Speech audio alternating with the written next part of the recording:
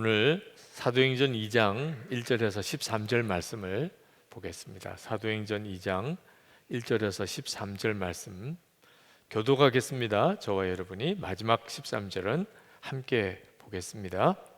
오순절 날이 이미 이르매 그들이 다 같이 한 곳에 모였더니 호련히 하늘로부터 급하고 강한 바람 같은 소리가 있어 그들이 앉은 온 집에 가득하며 마치 불의 혀처럼 갈라지는 것들이 그들에게 보여 각 사람 위에 하나씩 임하여 있더니 그들이 다 성령의 충만함을 받고 성령이 말하게 하심을 따라 다른 언어들로 말하기를 시작하니라. 그때 경건한 유대인들이 천하 각국으로부터 와서 예루살렘에 머물러 있더니 이 소리가 나매 큰 무리가 모여 각각 자기의 방언으로 제자들이 말하는 것을 듣고 소동하여 다 놀라 신기하게 여겨 이르되 보라, 이 말하는 사람들이 다 갈릴리 사람들이 아니냐. 우리가 우리 각 사람이 난 곳 방언으로 듣게 되는 것이 어찌 됨이냐. 우리는 바데인과 메데인과 엘람인과 또 메소포타미아, 유대와 갑바도기아와 본도와 아시아, 부르기아와 밤빌리아, 애국과 및 구레네에 가까운 리비아 여러 지방에 사는 사람들과 로마로부터 온 나그네 곧 유대인과 유대교에 들어온 사람들과 그레데인과 아라비아인들이라. 우리가 다 우리의 각 언어로 하나님의 큰 일을 말함을 듣는도다 하고 다 놀라며 당황하여 서로 이르되 이 어찌 된 일이냐 하며 또 어떤 이들은 조롱하여 이르되 그들이 새 술에 취하였다 하더라. 아멘. 아멘. 신종 코로나 바이러스가 역사하지만 더 중요한 것은 우리 가운데 주님이 함께 계시다는 것입니다. 우리가 신종 코로나 바이러스를 의식하면 생활이 확 바뀌어 버렸습니다. 전에 도무지 잘 상상이 안 되던 일들이 요즘에 일어납니다. 어지간한 모임은 다 취소가 됐고요. 사람들이 바깥에 외출도 안 하고 영화관에도 사람들이 안 모이고 식당에도 사람들이 거의 없고 해외여행도 다 취소하고 보통 일은 아니죠. 정말 보이지 않지만 그런 바이러스가 전염되어서 돌아다닌다는 것을 의식하니까 생활이 확 바뀌어 버리잖아요. 그 점은 그 점대로 참 조심해야 될 일입니다. 근데 우리가 좀 관심 갖게 볼 필요가 있는 것이 그동안 그렇게 24시간 예수님을 바라봅시다. 예수님을 바라보면 그러면 우리의 믿음과 삶이 완전히 바뀝니다. 그렇게 권면해 드렸는데 신종 코로나 바이러스를 의식하는 것을 가만히 생각해 보면 정말 그렇구나. 우리가 바이러스보다 비교할 수 없이 놀라우신 우리 주님을, 그분이 정말 나와 함께 계시다는 것을 정말 알게 되면 그러면 사람이 얼마나 놀랍게 바뀔 건가. 전에 습관적으로 하던 것, 전에 좋아하던 것 갑자기 다 느낌이 달라져 버립니다. 전에는 전혀 하지 않던 행동들을 하게도 됩니다. 그래서 요즘 되어지는 일을 가만히 보면서 우리 교우들이 조금만 관점을 바로 하면 예수님과 동행한다는 것이 실제로 어떻게 하는 건가에 대해서 새롭게 눈뜰 수도 있겠다는 생각이 듭니다. 그죠? 언제 어떻게 바이러스가 내 손에 묻었을지도 모르고 또 누구를 통해서 내게 전염될지도 모르니까 항상 생각하고 의식하지요. 그와 똑같이 예수님이 나와 함께 계시다는 것을 항상 의식하면 그러면 삶이 바뀌게 됩니다. 이 점이 정말 놀라운 일입니다. 그동안에 24시간 예수님을 바라보자고 하고 그리고 매일 일기를 쓰면서 오늘 내가 얼마나 주님을 의식했는지를 점검해 보자고 예수 동행 운동을 하게 된 지 10년입니다. 10년이 지났습니다. 그 10년이 지나는 동안에 중국 교회 쪽에서 굉장한 반응이 있었습니다. 중국 교회에 새로운 핍박의 시대가 들어갔습니다. 지금 우한에서 신종 코로나 바이러스가 발현이 됐는데 어떤 분들은 중국이 그 우한이 가장 기독교 핍박을 심하게 받았던 도시입니다. 예배당이 허물어지기도 하고 그리고 아주 시범적으로 기독교를 핍박했던 지역이 우한입니다. 그래서 그것과 연관시키려는 사람들도 있는데 그 일은 누구도 속단할 수 있는 일은 아니죠. 네. 그럴 수 있는 가능성은 있지만 그것을 공개적으로 말하는 것도 적절치 못하기도 합니다. 우한에 있는 기독교인들의 글을 페이스북에서 보았는데 그 어려움 중에도 그 우한에 있는 기독교인들이 참 귀하다는 생각도 들었습니다. 그런데 중국 교회가 이런 아주 대대적인 기독교 핍박을 다시 받게 되면서 그들 안에 일어난 운동이 워킹 워시퍼 운동입니다. 걸어 다니면서 예배하는 그런 운동이죠. 모여서 예배를 못하게 하니까 모여서 예배를 못하게 하니까 공원에서 이제 휴대폰으로 찬송을 같이 부르고 기도도 하고 설교도 듣고 근데 겉에서 보기에는 그냥 공원을 걸어가는 거죠. 그래서 걸어 다니면서 예배하는 사람들 그런 시대가 중국에 왔어요. 그리고 미랄 교회 운동이 일어났습니다. 모여서 예배를 못하니까 성도들이 몇 가정씩 가정에서 모여서 서로 신앙적인 교제를 나누고 거기서 함께 예배하고 기도하는 그런 미랄 교회 운동이 시작이 되었습니다.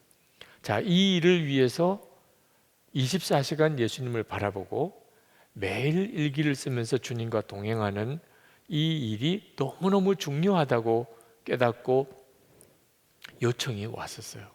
우리를 도와달라고. 그래서 중국 가정교회 지도자들과 예수 동행 운동을 아주 밀접하게 서로 의논하고 그래서 중국어 번역도 중국 핍박이 오기 바로 직전에 출간이 되어서 지금 중국 안에 그 책이 출간되어져 나와 있습니다. 저는 이번에 우리는 핍박 때문에 이렇게 모이는데 어려움을 겪는 건 아니지만 어느 교회는 그 교인 중에 확진자가 나온 바람에 아주 주일 예배당을 폐쇄해서 그냥 영상으로 예배를 드렸느라고 하는 일을 보면서 전염병을 통해서도 모일 수 없는 일도 일어날 수 있겠구나 하는 가능성을 봅니다. 이렇게 늘상 모여서 예배하던 시대가 항상 계속될 수 없을 수도 있는 거죠. 어떻게 신앙을 지키시겠습니까?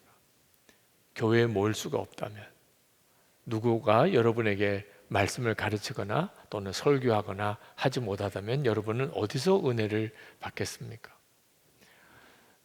유튜브로 설교가 많이 떠 있습니다. 그러나 실제로 성도의 교제는 어떻게 하시겠습니까?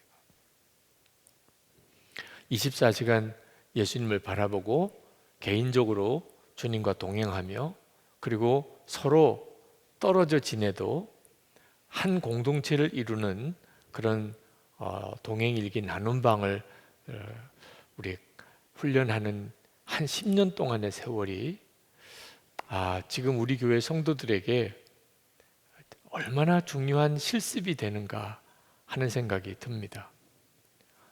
지금 이와 같은 상황에서 주님과 24시간 동행하는 훈련 만약에 없다면 그런 훈련을 받지 않았다면 이렇게 모임이 제대로 안 되고 성도들과의 만남도 힘들고 서로 교회에서 만나도 그저 목례만 해야 할 수밖에 없는 그런 형편이 나중에는 상태가 더 심각해진다면 그러면 사람은 어쩔 수 없이 영적으로 확 무너지게 됩니다.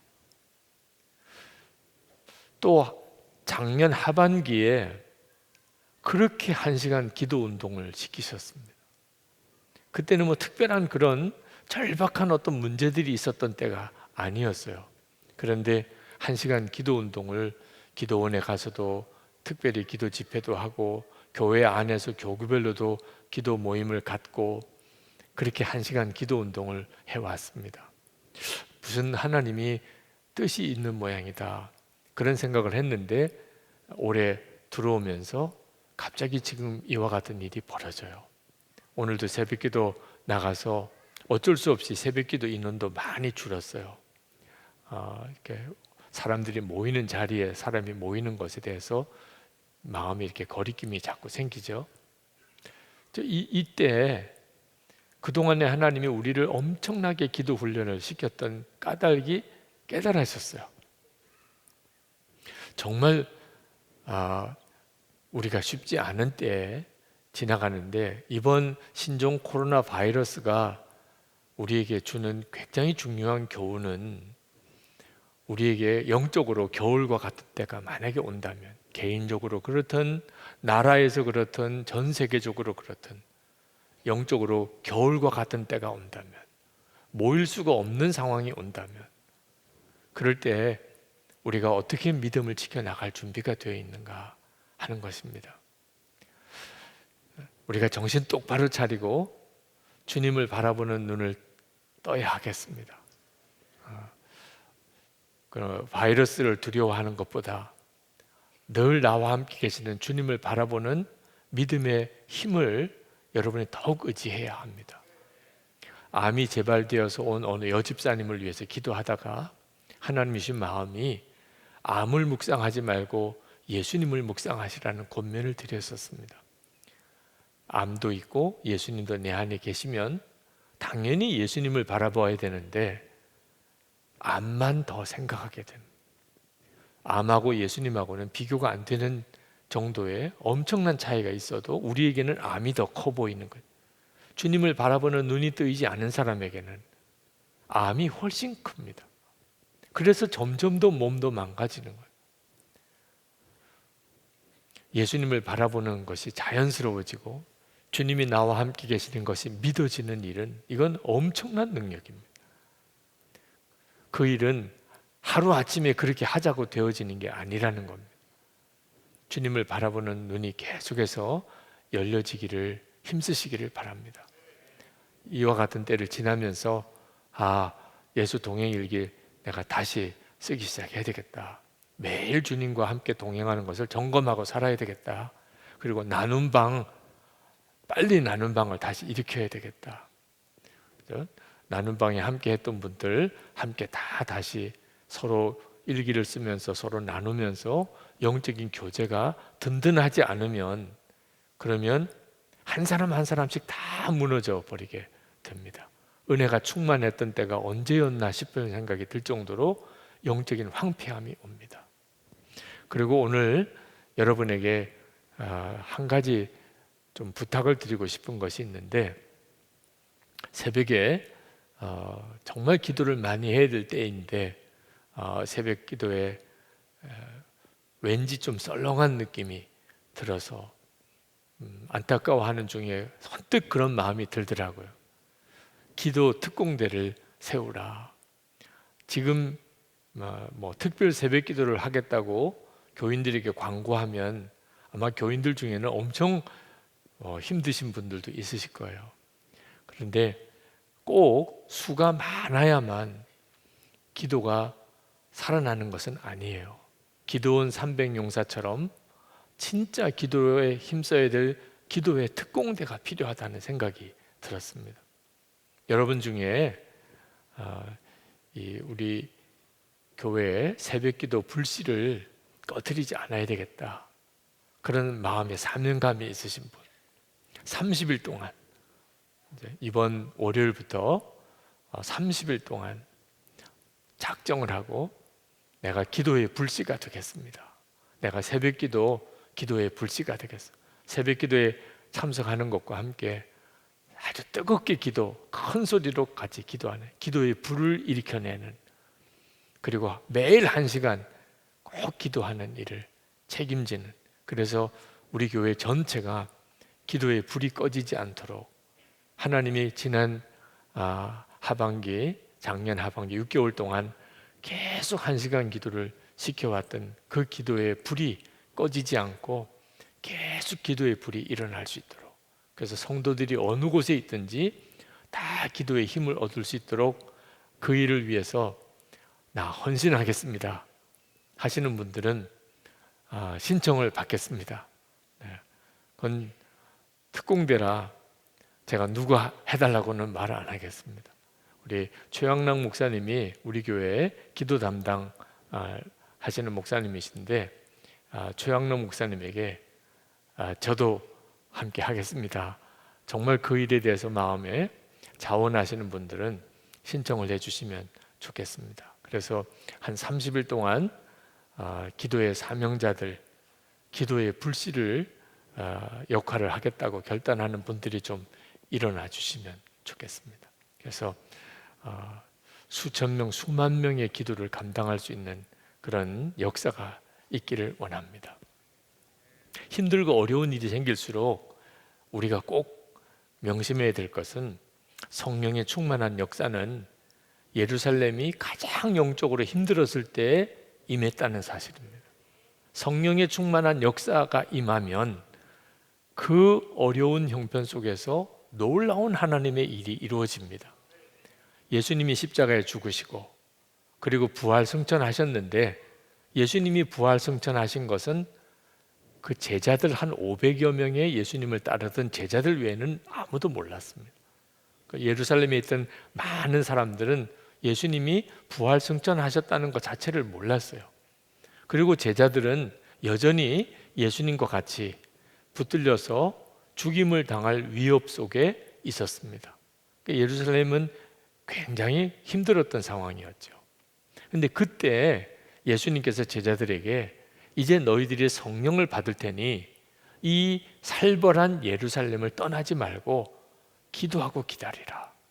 그래서 그들이 그 예루살렘에 있는 것 자체가 더 위험함에도 불구하고 기도하고 기다렸어요. 근데 열흘 되던데 오순절 날입니다. 예수님 부활 승천하시고 그리고 마가다락방에서 기도하던 때부터 딱 열흘 되던 오순절에 성령이 그 120명 모인 무리들 위에 임했습니다. 한 사람이 성령을 받고 옆 사람은 모르는 일이 아니었어요. 오늘 밤에도 성령이 임하시는 역사는 동일하게 나타나는데 전체가 다 함께 성령을 받는 일이 오순절 마가다락방의 역사였습니다. 지금도 어떤 사람은 성령을 받고 그 옆 사람은 아닐 수도 있어요. 그런데 마가다락방의 역사는 모인 모든 무리들이 성령을 받은 거예요. 이 일이 참 특별한 것이었습니다. 급하고 강한 바람 같은 소리가 들렸습니다. 여러분 아주 강한 태풍이 부는 때 바람 소리가 들리죠? 그 바람 소리. 갑자기 모인 그 방에 강한 바람 소리가 들리고 그리고 사람들마다 그 머리에 불이 임하는 것을 서로가 보았어요. 불이 임하는 것을. 그리고 갑자기 말문이 터지는데 다 외국어 방언이 터진 겁니다. 오늘 여러 지역 이름이 오늘 사도행전 2장 1절부터 13절까지 쭉 열거되어 나오는데 그곳의 사람들이 듣는 그 나라의 방언으로 제자들 120명이 막 말을 하기 시작하는 겁니다. 사람들이 기절하는 줄 알았죠. 자, 이런 일이 오순절 마가다락방에 성령이 임할 때 나타났어요. 그리고 교회가 세워진 겁니다. 그러니까 교회가 세워진 일은 가장 교회가 세워지기 어려운 환경 속에서 교회가 세워진 거예요. 예수를 믿으면 예수님처럼 십자가에 못 박혀 죽을 그런 살벌한 분위기 속에서 교회가 세워진 거예요. 전도의 문이 열리고 사람들이 막 하루에 3,000명, 5,000명씩 회개하고 예수를 믿는 역사가 그 뒤에 일어나기 시작합니다. 성령이 임하고 난다. 그러니 개인적으로든 또는 교회적으로든 또는 나라든 형편이 어려워졌을 때 여러분들이 꼭 기억하셔야 됩니다. 성령께서 역사하시면 어려운 형편이 오히려 하나님의 놀라운 역사를 이루는 계기가 된다는 거예요. 절대로 두려워하지 마시기 바랍니다.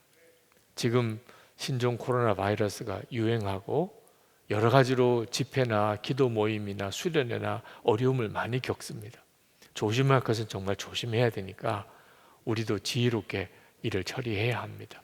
그래서 이번에 어린이들이 모이는 수련회는 중단하기로 했습니다. 주일에도 이번 주일은 주일 교회에서 하는 식사도 우리 지방회를 참석해야 되는 우리 교육자들과 장로님들 외에는 식사는 이번 주일은 하지 않기로 그렇게 했습니다. 그러나 꼭 기억해야 될 것은 하나님께서 이와 같은 때에 항상 하나님의 놀라운 역사를 일으키신다는 것. 그래서 기도 특공대로 설 이들을 요청한 거예요. 지금이 매우 중요한 때예요. 한편으로 보면 대단히 어려운 때입니다. 주일 아마 내일 모레 주일도 주일 예배 출석 인원이 많이 적을 거예요. 지난 주일도 추석 명절보다 더 적었으니까 아마 그런 일이 있을 거예요.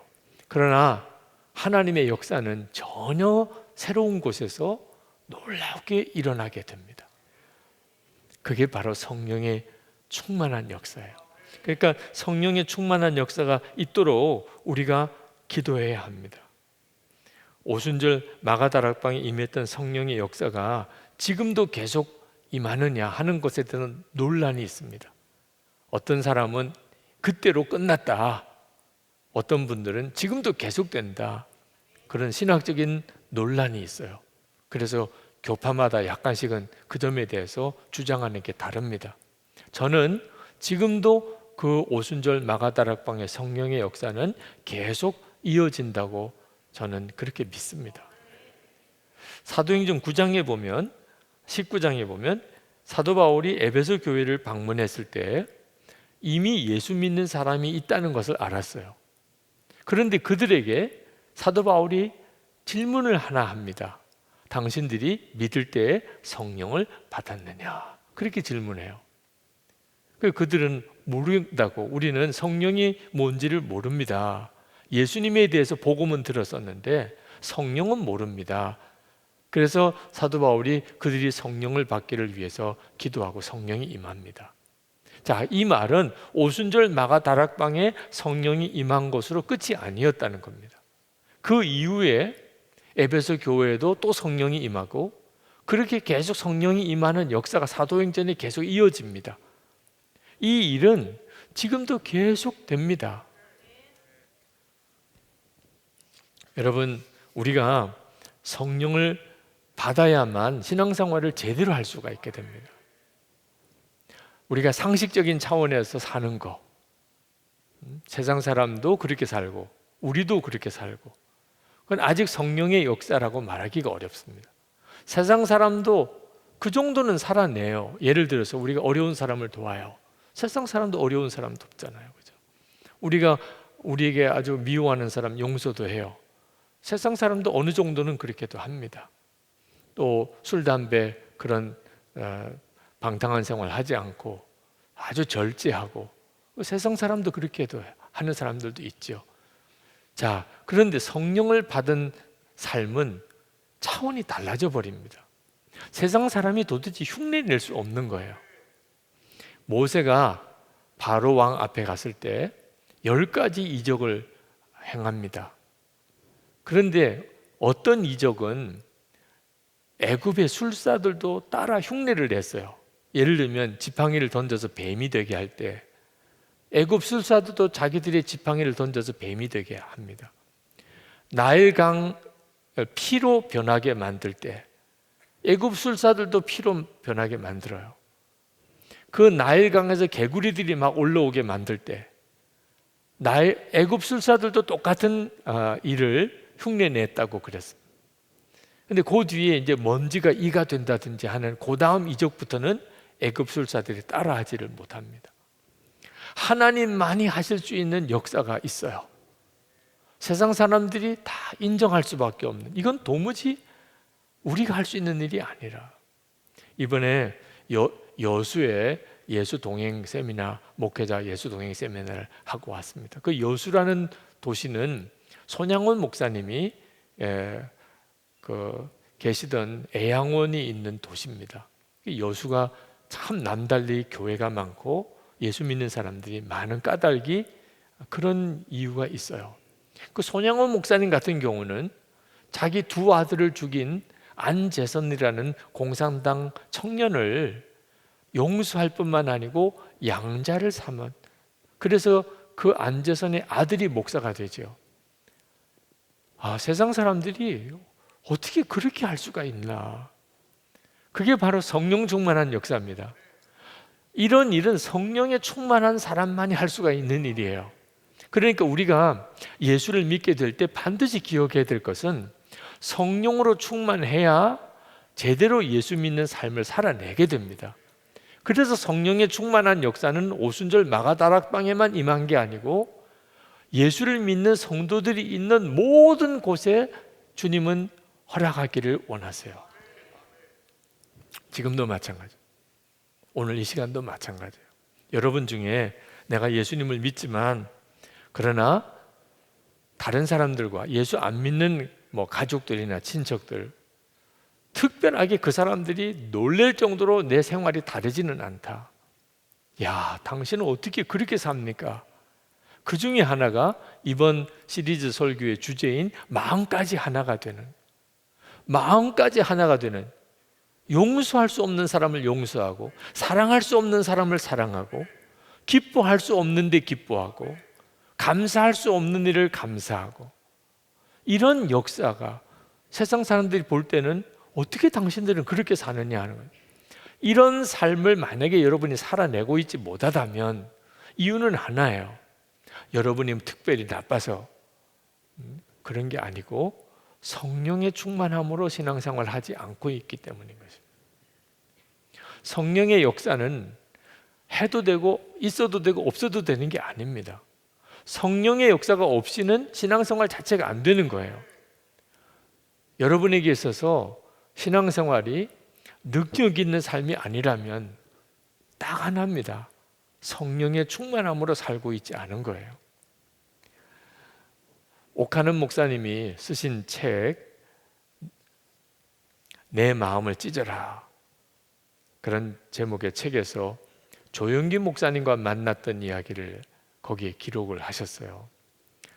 옥하는 목사님은 성령의 은사 쪽에 대해서는 약간은 소극적이고 또는 조금 부정적인 그런 신학적인 전통에 서 있는 교단의 목사님이십니다. 성경은 굉장히 강조하는데 성령의 은사는 그건 성경 시대에 끝난 거다, 그렇게 믿으시는 신앙의 전통에 계신 분이에요. 그런데 조영기 목사님은 성령의 은사를 또 굉장히 강조해서 한때는 방언 못하면 구원도 못 받았다, 이런 말이 나올 정도로 방언 강조하고 성령의 역사와 기적을 강조하던 그런 목사님이시죠. 그 정도는 여러분도 다 잘 아실 거예요. 근데 두 분이 만나셔서 이렇게 저렇게 이야기를 나누는 중에 옥하는 목사님이 조영기 목사님에게 이런 질문을 하셨대요. 조 목사님, 저는 우리 교회의 평신도 사역자들이 가끔 영적으로 어려움을 당하면 그들의 가슴 속에 은혜의 불길, 성령의 불길을 다시 지피기 위해서 마치 엉덩이를 하늘로 쳐들고 후후 불어대는 농부와 같습니다. 그들 안에 불이 꺼지지 않도록 몸부림을 치는데 조 목사님께서는 그런 감정을 느껴본 적이 없으십니까? 그랬더니 그 조영기 목사님이 이렇게 대답을 하더래요. 옥 목사님, 그렇습니까? 저는 반대입니다. 우리 순복음교회 교인들은 어떻게나 뜨거운지 내가 할 일은 날마다 물통에 물을 잔뜩 담아가지고 가서 끼얹는 겁니다. 너무 뜨거워지지 말라고요. 옥하는 목사님이 할 말이 없었대요. 네. 자기는 교인들의 심령 속에 불이 꺼지지 않도록 계속 이렇게 불씨를 좀 살리려고 계속 그렇게 하고 있는데 조영기 목사님은 계속 물 가지고 계속 너무 뜨거워. 그래서 그렇게 끼얹는다니까 당신도 얼마나 마음이 쉽지 않으셨겠어요. 그래서 두 분이 대화를 나누시다가 나중에 마칠 때 사무실 바닥에 무릎을 꿇고 앉아서 서로 손을 잡고 간절히 기도했다는 거예요. 그때 그 옥하는 목사님의 마음이 굉장한 변화가 있었던 것 같아요. 그 이후에 옥 목사님이 성령의 충만함에 대한 강조를 굉장히 설교 때 많이 하셨어요. 그때부터. 그러니까 옥 목사님의 그 마지막 부분의 설교를 보면 굉장히 성령의 충만함에 대한 강조를 많이 하셨어요.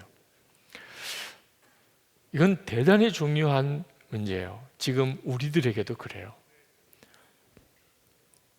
우리 감리교회가 성령의 충만한 역사로 인해 생겨난 교단이에요. 요한 웨슬레가 목사의 아들로 그가 굉장히 경건한 삶을 살았던 사람이고 본인이 그렇게 목사가 되었어요. 그리고 선교사도까지 갔던 사람입니다. 그런데 그는 성령을 받은 체험이 없어요. 근데 1738년 5월 24일 밤 8시 45분 모라비안 교도들이 모여서 하는 기도 모임에 참석을 했다가 그가 마음에 성령이 임하시는 체험을 합니다. 그때 본인의 표현으로는 마음이 뜨거워지는 경험을 했다, 그런 표현을 했어요. 이상하게 내 마음이 뜨거워지는 경험을 했다. 그가 성령이 역사하시는 것을 처음 경험한 거예요. 그리고 6개월 뒤에요. 1739년 1월 1일 피터 레인에서 한 30여 명의 함께 기도하는 동역자들이 모여서 그 송구영신 철야 예배를 할 때 새벽 3시 무렵에 그 모인 모든 이들이 함께 성령의 권능을 체험하고 다 바닥에 쓰러집니다. 강력한 성령의 임재를 경험을 해요. 그리고 그 다음에 설교와 전도가 완전히 차원이 달라져 버립니다. 그리고 시작된 이 감리교 운동이 지금 이렇게 감리교회가 된 거죠. 그러니까 감리교회는 전통이 강력한 성령의 임재하심을 믿는 교단입니다. 그렇게 해서 생겨난 거예요. 여러분 중에 이 성령 받기 전에 웨슬레와 같은 심정이신 분이 이 자리에도 계실 거예요. 오늘도 성령 집회까지 오셨지만 그러나 마음이 막 뜨겁다는 게 뭔지 잘 모르겠어요. 마음이 막 기쁨이 넘친다는 게 뭔지를 잘 모르겠어요. 전하지 않으면 견딜 수 없다. 그게 도대체 뭘 말하는지 잘 모르겠어요. 울면서 기도한다는 게 뭘 말하는지 잘 모르겠어요. 그런 분들이 이 자리에도 계실 거예요. 그분들에게 있어서 하나님의 계획은 이제 성령을 부어주시는 것입니다. 이미 예수님을 믿는 것 자체가 성령님이 와 계신 겁니다. 그러나 성령의 충만함은 그 상태와 성령이 계신 것과 또 다른 차원이에요. 그 일은 여러분에게 하나님이 예비하신 놀라운 은혜입니다. 한국 교회가 성령 충만한 역사로 되어진 교회예요. 가까이에 있는 일본 교회, 중국 교회가 있습니다. 그런데 이 동아시아의 세 나라의 교회가 달라요. 한국 교회는 일본 교회와 중국 교회 보면 유별난 교회예요. 그래서 일본 사람들도 잘 이해하기 어려워하고 중국 사람들도 잘 이해하기 어려워합니다. 어떻게 이런 교회가 세워졌죠? 전 세계적으로 한국 교회는 참 특별해요. 왜 하나님이 한국 교회를 그렇게 특별하게 이렇게 세우셨는지 이유는 모르겠어요. 우리가 특별히 뭘 잘한 게 있는 건가? 그런 것도 잘 모르겠어요. 일본 교회 교인들을 만나고 중국 교회 교인들을 만나면 우리가 특별히 뭐 잘난 게 있는 것 같지도 않아요. 그런데 분명한 건 달라요. 그 이유가 성령의 충만한 역사가 있었던 교회였다는 거예요. 성령의 충만함을 받으려면 우리에게 뭔가 잘못된 생각이 좀 바뀌어져야 됩니다. 우리가 마음까지 하나가 된 사람들, 그런 공동체가 되려면 반드시 성령의 충만함이 필요해요. 그 성령의 충만함으로 이 역사가 이루어지는 거예요. 그런데 성령의 충만함은 어떻게 받는 걸까? 다 우리의 관심사지요. 오늘은 어떻게 하면 성령의 충만함을 받을까? 첫 번째로 우리가 생각을 바꿔야 될 것은 성령의 충만함을 기사와 표적이 일어나는 것이라고 생각하는 생각을 버려야 돼요. 그러니까 우리가 가지고 있는 큰 오해 중에 하나가 성령의 충만한 역사는 어떤 기사와 표적이 나타나는 것이다. 그래서 그런 걸 자꾸 기대해요. 실제로 오순절 마가다락방에 성령이 임할 때 바람소리, 큰 바람소리가 나고 사람들의 머리에 불이 임하는 것이 사람들의 눈에 보일 정도였고 그런 역사가 있었어요. 그리고 그 이후에도 나면서 걷지 못하던 자를 나사렛 예수의 이름으로 일으켜 세우는 베드로의 기적과 같은 사건들이 막 일어납니다. 그래서 사람들이 복음에 귀를 기울이게 되죠. 그런 역사가 일어났지만 성령의 역사의 본질은 기사와 표적이 아니에요. 기사와 표적은 엄밀히 말하면 영적 전쟁과도 같은 겁니다. 마귀가 우리 눈에 보이지 않지만 마귀가 바이러스보다 더 무섭게 사람을 사로잡고 있어요. 그래서 사람의 마음을 혼미하게 해서 하나님을 바라보지 못하게 만듭니다. 그런 상황에서 성령이 임할 때 악한 영이 쫓겨나고 그래서 악한 영이 사로잡고 있었던 그랬던 사람들이 자유를 얻게 되는 과정에서 귀신이 떠나가고 병자가 고침받고 그런 일들이 막 일어나게 됩니다. 우리가 보통 선교 여행을 가게 됐을 때 선교지에서 보통 경험하는 일들이에요. 뭐 특별한 은사가 있었던 것도 아니고 무슨 늘 기적을 행하던 사람도 아니고 한국에서 모일 때는 그런 일이 경험되지도 않았는데 선교지에 가서 그 곳에 아픈 사람을 위해서 기도했더니 그냥 그 사람이 고침을 받고 그곳에서 귀신 들린 사람을 위해서 기도했더니 귀신이 떠나고 그런 일들이 일어나면서 그 지역에 있는 사람들이 하나님이 살아계시구나, 예수님이 진짜 강하신 분이구나, 그래서 예수 믿는 사람들 생기는 일들이 벌어진 것 같은 일들이 벌어진 거죠. 성령님의 진짜 본질적인 사역은 성령님의 열매에서 찾아야 돼요. 우리가 예수님을 믿는 사람들 또 늘 주님을 찬양하고 늘 말씀을 묵상하는 사람들이 모인 집회 중에는 선교지에서 나타나는 것과 같은 기사와 이적, 표적 같은 일들이 잘 안 나타납니다. 그래서 많은 분들이 특별히 성령님의 역사가 나타나는 줄 잘 모르고 영적으로 답답해해요. 근데 사실 우리가 정말 주목해 봐야 될 것은 성령의 9가지 열매예요. 사랑과 희락, 기쁨, 화평, 그리고 오래 참음과 자비와 양선, 온유, 충성, 절제. 이 9가지의 열매가 사실은 진짜 기적이에요. 야, 성령이 역사하시는구나. 성령이 지금 임하시는구나. 마음까지 하나 된 사람들, 그게 성령님이 우리 가운데 역사하시는 가장 놀라운 표징이에요. 우리가 그 점에 대해서 정확한 눈이 뜨이게 될 때 그때 성령의 역사하심이 우리 가운데 놀랍게 임하는 것을 경험하게 됩니다. 우리가 진짜 바라보아야 될 것이 달리 있다는 거예요. 1907년에 한국에 성령이 임했을 때 그때 굉장히 강력한 어떤 기사와 표적 같은 사건들도 있었어요. 병자도 고침받은 일도, 그런 귀신이 떠나는 일들도 있었어요. 그렇지만 그때 당시 기록을 살펴보면 진짜 놀라운 기적은 그런 병자 고침받고 귀신 쫓겨나가는 일이 아니었어요. 하디 선교사님이 1903년에 원산에서 회개의 부흥이 일어나는 일의 주역이었습니다. 한국교회 성령의 역사의 시작은 회개부터 시작을 했어요. 회개가 진짜 놀라운 성령의 임하시는 증거예요. 오늘 이 시간에 여러분의 마음속에 내가 더 이상 이렇게 살면 안 되겠다, 그 엄청난 성령의 역사예요. 병이 고침받는 거나 죽은 자가 살아나는 것보다 훨씬 중요해요.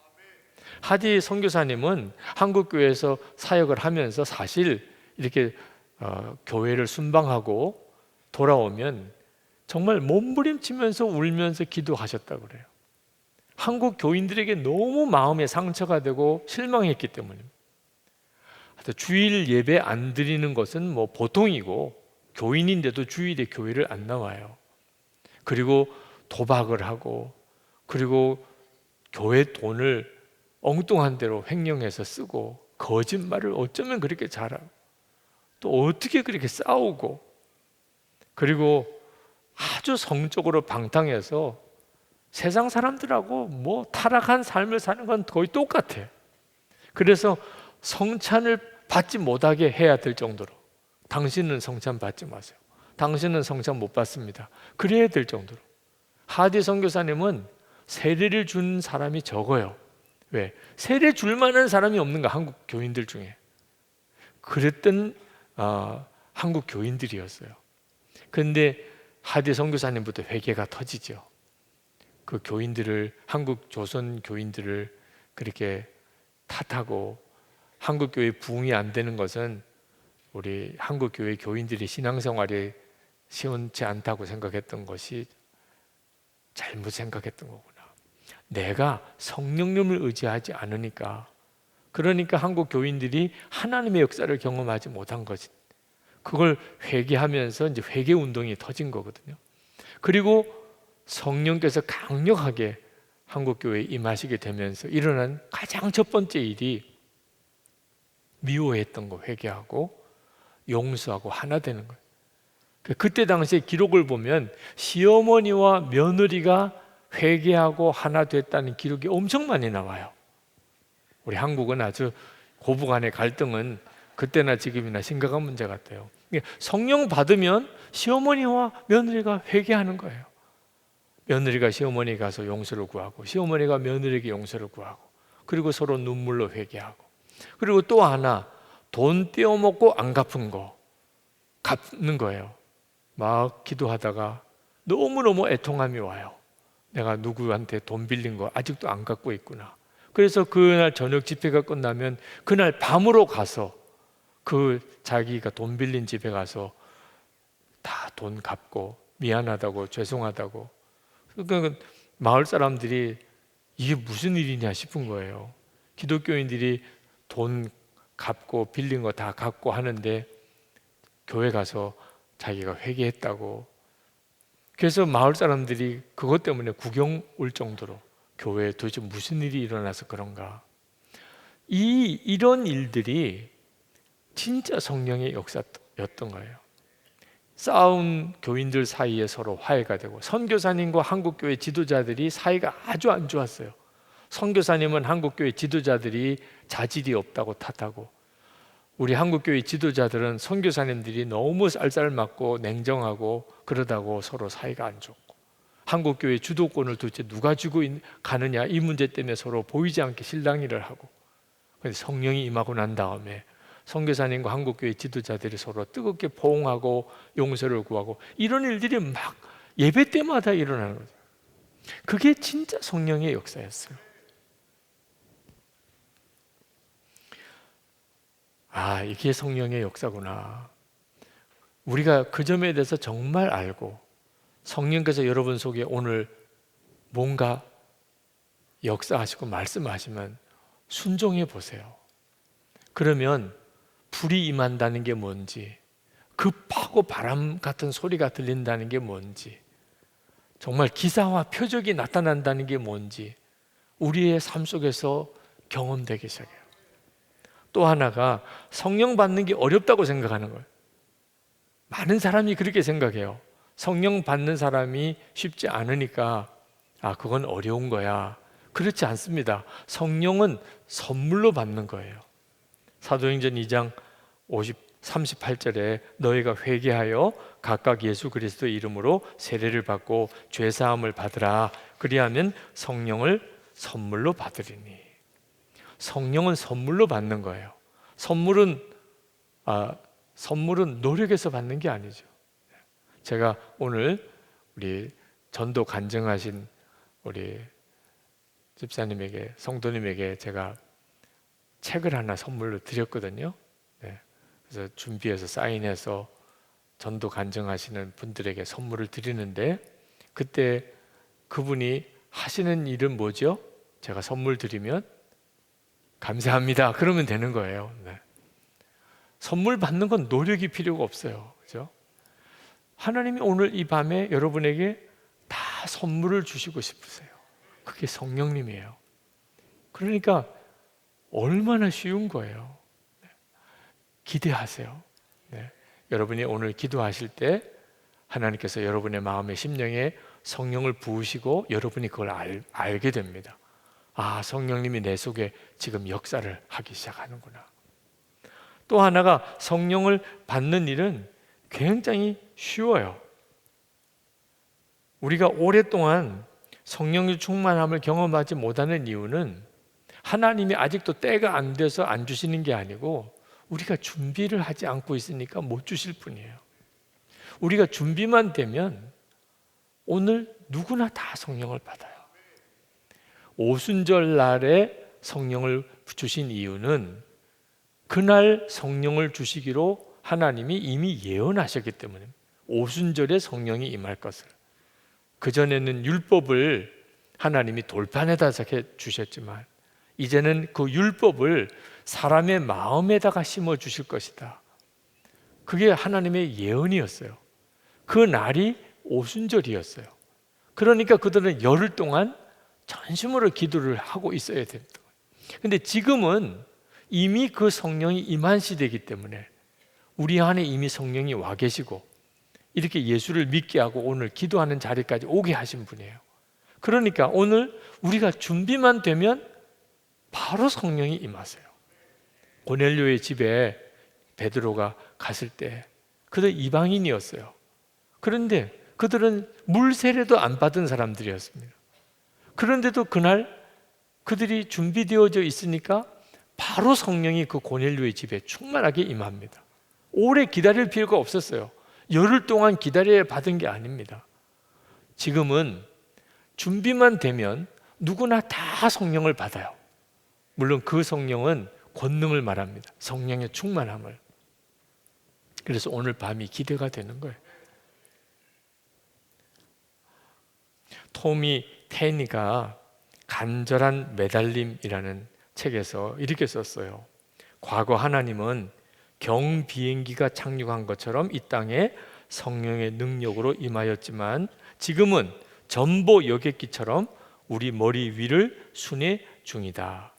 하나님은 교회 안뿐 아니라 교회 밖에까지 강력한 충격을 줄 정도로 놀라운 임재의 장소를 찾고 계시다. 어떤 곳에 그런 일이 임할 것인가? 우리가 준비한 빈 그릇의 크기에 따라 달라질 것이다. 하나님은 우리가 기름을 얼마만큼 소유하고 있는지는 문제 삼지 않으신다. 오히려 하나님은 우리가 얼마만큼의 빈 그릇을 준비하고 있는지를 주목하신다. 저는 이번 신종 코로나 바이러스 일을 겪으면서 하나님이 강력하게 성령으로 역사하셔서 우리가 진짜 예수님과 동행하는 눈이 뜨이게 되면 지금 신종 코로나 바이러스 때문에 사람들이 술렁거리는 것보다 비교할 수 없는 역사를 우리를 통해 이루실 거라고 믿어요. 사람들의 마음에 충격을 주는 일. 항상 부흥의 시대는 그런 역사가 일어났어요. 그런데 도대체 어떻게 하면 우리 가운데 그렇게 역사하실까? 하나님은 전보 여객기가 내리는 것처럼 그렇게 강력하게 하나님의 권능을 어디에다가 쏟아 부어 주실지를 찾고 있으신데 빈 그릇이 준비된 곳에 그 일을 하실 것이다. 그때 그 빈 그릇이 뭘까요? 나는 죽고 예수로 사는 믿음이 분명한 사람들, 그리고 그 공동체입니다. 누가복음 9장 23절에 또 무리에게 이르시되 아무든지 나를 따라오려거든 자기를 부인하고 날마다 제 십자가를 지고 나를 따를 것입니다. 자기를 부인하고 자기 십자가를 지고 그리고 주님을 따르려고 하는 사람이 누구냐 하는 거예요. 그 사람이 성령의 강력한 기름 부음을 받습니다. 오늘 이 시간에 여러분이 제가 그렇습니다. 나를 부인하고 내게 주어진 십자가 지고 나 이제부터 주님만 따르겠습니다. 여러분의 마음이 정말 그렇게 준비된 분은 성령이 여러분 가운데 강력하게 임하실 거예요. 이번 예수 동행 세미나 끝나고 어느 목사님이 간증문을 쭉 써서 저를 주시더라고요. 그 간증문 중에 한 부분을 제가 읽어드리겠습니다.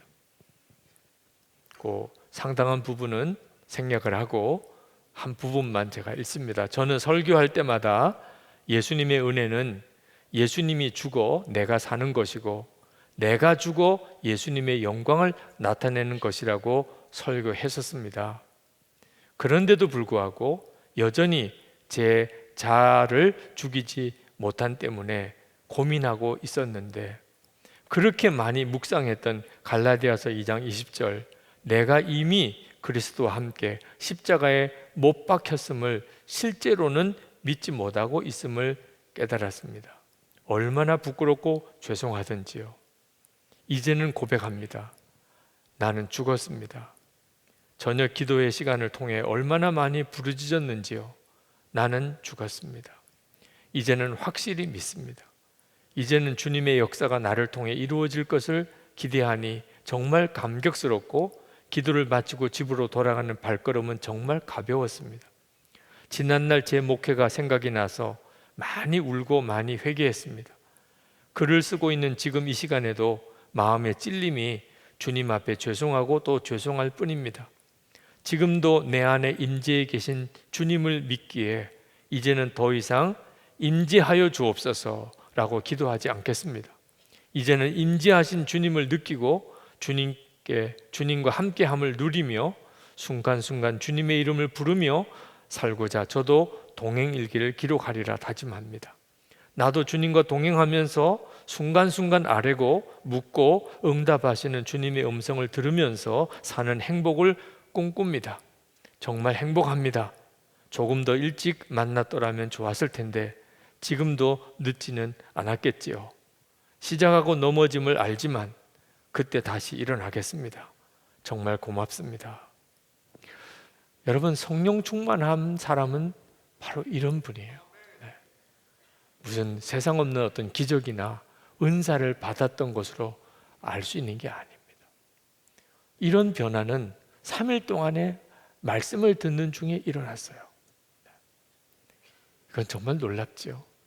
우리가 주님을 진짜 주목하고 내가 죽었고 이제는 예수님으로 사는 것을 진짜 믿게 될 때, 그때 주님은 강력하게 우리 가운데 권능으로 임하십니다. 그리고 우리를 확 바꿔버리십니다. 세상이 우리를 보고 하나님을 알게 만들어 놓으세요. 오늘 이 밤에 그 은혜가 여러분에게 있기를 축복합니다.